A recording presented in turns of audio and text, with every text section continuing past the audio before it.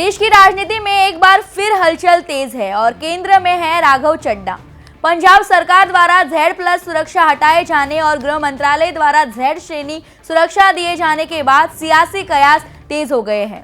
आम आदमी पार्टी का आरोप है कि राघव बीजेपी के संपर्क में है, हालांकि इसकी आधिकारिक पुष्टि नहीं हुई है। पार्टी प्रवक्ता प्रियंका कक्कड़ ने इसे संभावित पॉलिटिकल डील तक बता दिया है। वहीं भगवंत मान और अन्य नेताओं ने राघव पर सवाल उठाए हैं। उधर बीजेपी की ओर से वीरेंद्र सचदेवा ने भी प्रतिक्रिया दी है।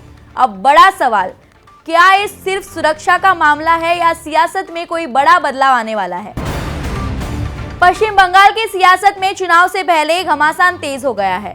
ममता बनर्जी ने अपनी गाड़ी की जांच को लेकर बीजेपी और चुनाव आयोग पर तीखा हमला बोला है। इस्लामपुर की रैली में उन्होंने साफ कहा, अगर हिम्मत है तो मेरी गाड़ी रोज चेक करो, लेकिन प्रधानमंत्री की गाड़ी क्यों नहीं। ममता ने आरोप लगाया कि केंद्रीय एजेंसियों के जरिए टीएमसी नेताओं को डराने की कोशिश हो रही है। वहीं तृणमूल कांग्रेस का दावा है कि उनके नेताओं को चुनिंदा तरीके से निशाना बताया जा रहा है। चुनाव आयोग की भूमिका पर भी सवाल उठाए जा रहे हैं। 23 और 29 अप्रैल को होने वाले मतदान से पहले ये सियासी टकराव और तेज हो सकता है। अब बड़ा सवाल, क्या ये सिर्फ जांच है या चुनावी रणनीति का हिस्सा? पश्चिम बंगाल में महिला आरक्षण बिल को लेकर सियासी पारा चरम पर है। एक और स्मृति ईरानी ने 33% महिला आरक्षण और हर महिला को 3000 मासिक सहायता का वादा कर बड़ा दाव चला है, तो दूसरी ओर ममता बनर्जी ने इन दावों को सियासी हथियार करार दिया है। कोलकाता और इस्लामपुर की रैलियों में दोनों नेताओं के बीच तीखी बयानबाजी देखने को मिली। बीजेपी का कहना है कि वह महिलाओं को राजनीतिक और आर्थिक दोनों रूपों से सशक्त बनाएगी, जबकि टीएमसी का दावा है कि बंगाल पहले ही महिला प्रतिनिधित्व में राष्ट्रीय औसत से आगे है। तृणमूल कांग्रेस ने बीजेपी पर समाज को बांटने का आरोप लगाया है। अब बड़ा सवाल यह है कि क्या महिला आरक्षण चुनावी मुद्दा बनकर वोटों का समीकरण बदलेगा? बिहार की नई सरकार में विभागों का बंटवारा अब तय हो गया है और इसके साथ ही सियासी संदेश भी साफ नजर आ रहा है। मुख्यमंत्री सम्राट चौधरी ने सबसे ज्यादा 29 विभाग अपने पास रखे हैं, जिनमें गृह और अहम मंत्रालय भी शामिल है। इससे साफ है कि कानून व्यवस्था और प्रशासनिक फैसलों में उनकी भूमिका बेहद मजबूत रहने वाली है। वहीं डिप्टी सीएम विजय कुमार चौधरी को 10 और विजेंद्र यादव को 8 विभाग दिए गए हैं। दिलचस्प बात यह है कि जनता दल यूनाइटेड के दोनों नेताओं को मिलाकर भी विभागों की संख्या सीएम से कम है। ऐसे में ये बंटवारा सिर्फ प्रशासनिक नहीं बल्कि राजनीतिक ताकत के संतुलन का भी संदेश दे रहा है। अब देखना होगा कि ये टीम बिहार में विकास की रफ्तार को कितना तेज कर पाती है। मध्य प्रदेश की शिक्षा व्यवस्था इस वक्त बड़े टकराव के दौर से गुजर रही है। एक तरफ नियमों की सख्ती है तो दूसरी तरफ सालों का अनुभव लिए खड़े शिक्षक। मध्य प्रदेश में टीईटी की अनिवार्यता ने 1.5 लाख शिक्षकों को असमंजस में डाल दिया है। जिन शिक्षकों ने दशकों तक बच्चों का भविष्य संवारा, आज वही अपनी नौकरी बचाने के लिए परीक्षा देने को मजबूर है। सरकार सुप्रीम कोर्ट के आदेश का हवाला दे रही है, जबकि शिक्षक इसे अपने अनुभव का अपमान बता रहे हैं। इस बीच मोहन यादव और शिक्षा मंत्री उदय प्रताप सिंह पर फैसले का दबाव बढ़ता जा रहा है। 18 अप्रैल को भोपाल में प्रस्तावित मुख्यमंत्री अनुरोध यात्रा इस संघर्ष को और तेज कर सकती है। अब सवाल ये है कि क्या अनुभव जीतेगा या परीक्षा का नियम भारी पड़ेगा। महाराष्ट्र के नासिक से एक बेहद गंभीर मामला सामने आया है, जिसने कॉर्पोरेट सेक्टर की सुरक्षा व्यवस्था पर सवाल खड़े कर दिए हैं। एक मल्टीनेशनल कंपनी में यौन उत्पीड़न, धार्मिक टिप्पणी और जबरन धर्म परिवर्तन के आरोपों ने पूरे मामले को सनसनीखेज बना दिया है। संदीप कर्णिक के मुताबिक अब तक 9 एफआईआर दर्ज हो चुकी है और 6 युवक व 2 युवतियां आरोपी बनाए गए हैं।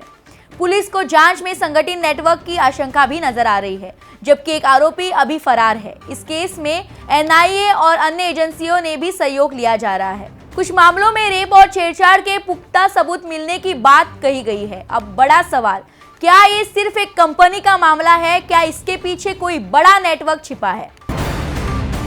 देश के बड़े हिस्से में अब गर्मी कहर बरपाने को तैयार है। भारत के कई राज्यों में हीट वेव का अलर्ट जारी है और आने वाले दिनों में तापमान 45 डिग्री तक पहुंच सकता है। नागपुर, भोपाल, अमरावती और भुवनेश्वर जैसे शहरों में हालात और गंभीर हो सकते हैं।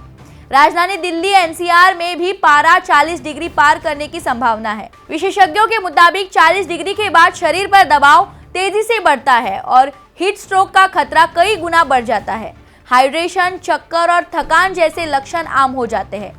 विश्व संस्थान संगठन ने लोगों को सतर्क रहने और बचाव के उपाय अपनाने की सलाह दी है। विश्व स्वास्थ्य संगठन ने लोगों को सतर्क रहने और बचाव के उपाय अपनाने की सलाह दी है। अब सवाल, क्या हम इस भीषण गर्मी से निपटने के लिए तैयार हैं? उत्तर प्रदेश की राजधानी लखनऊ के विकास नगर इलाके में बुधवार शाम लगी आग ने तबाही मचा दी। सड़क किनारे बसी बस्ती की 200 से ज्यादा झुग्गियां जलकर राख हो गई। सैकड़ों परिवार बेघर हो गए। आग इतनी भयावह थी कि कई गैस सिलेंडर फट गए और लपटें दूर दूर तक दिखाई दी। सीएम योगी आदित्यनाथ ने घटना का संज्ञान लेते हुए राहत कार्य तेज करने के निर्देश दिए, जबकि ब्रजेश पाठक ने मौके पर पहुंचकर हालात का जायजा लिया। प्रशासन के मुताबिक फिलहाल आग पर काबू पा लिया गया है और प्रभावित इलाकों में सुरक्षित स्थानों पर शिफ्ट किया जा रहा है। राजनाथ सिंह ने भी अधिकारियों से बात कर हर संभव मदद सुनिश्चित करने को कहा। अब सवाल, आखिर इस आग के पीछे वजह क्या थी? इतनी बड़ी लापरवाही कैसे हुई?